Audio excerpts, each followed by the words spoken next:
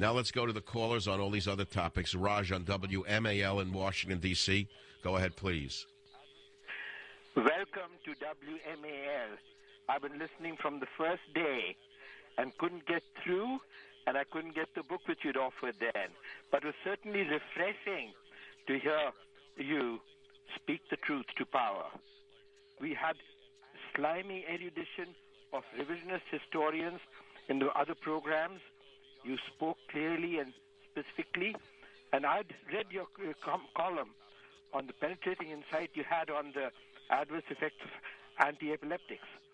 You were quoting some of the neurologists and psychiatric specialists you knew. No, I'm sorry, which article was that? I'm not certain which article you're referencing. You referenced about the adverse effect of epileptic drugs and what they might do in reference to the John Roberts decision. Okay, I'm not quite certain what that topic is, but if we could stay focused on the Coptic Christians, perhaps I would be able to respond to you a little better. What's your position on the Islamist killing of the Coptic Christians and the genocide that should have followed if they don't convert them? Out of my heart for that. Bravo. You have spoken, and you've spoken correctly, and just as the Pope has spoken on some of these issues, I wish that every pulpit in this land would raise a voice for the voiceless and call... Well, I don't know how the President of the United States today could introduce the new Secretary of State and then turn his backside on not only the press but on the world and walk out and usher Kerry out, and no one was able to say one word to Kerry about, Mr. Kerry, are you going to change your position on the Arab Spring now that we see it's a disaster?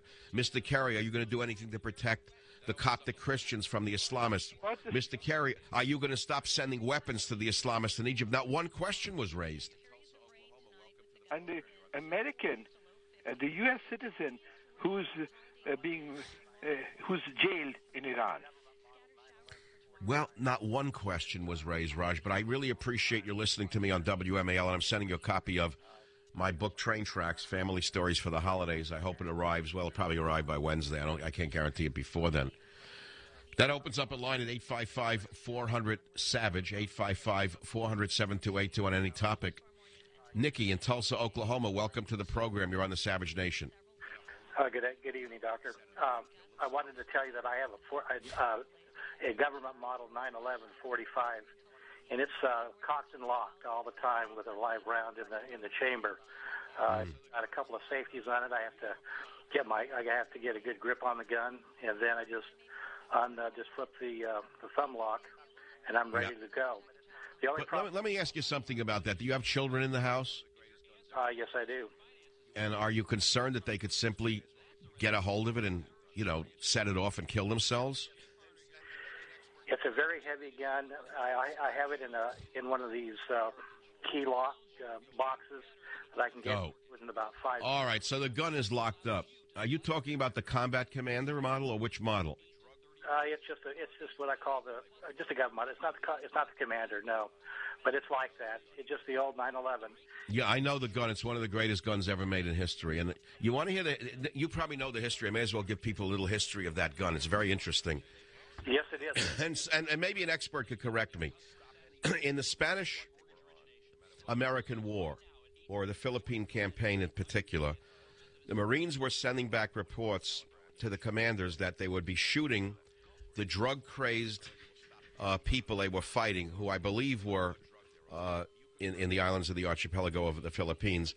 They would shoot them several times with a .38, and they would not stop coming at them with machetes and whatnot. And they asked ballistics to create a round that would stop any human being, no matter what they were on, no matter what drug they were on. And the .45 caliber weapon was developed. The .45 caliber ammunition was developed. The gun was developed around that, because the .45 apparently will stop anybody, no matter how big they are, and no matter what drug they're on. Do you concur with that view? Well, I've never shot any, but that's the story that I've heard too. I think it was General Pershing. I think was the who was the yes. Of the, Yep. No, that's a story. I'm pretty sure that's an accurate story. It's a very heavy very heavy bullet for those of you who are not into guns. Nikki's sending you a copy of Train Tracks. It's probably the last night I'll be giving them away on the program. I thank you for that call. I don't really want to get into talks about ballistics, but we're doing it. I mean, America's doing it right now.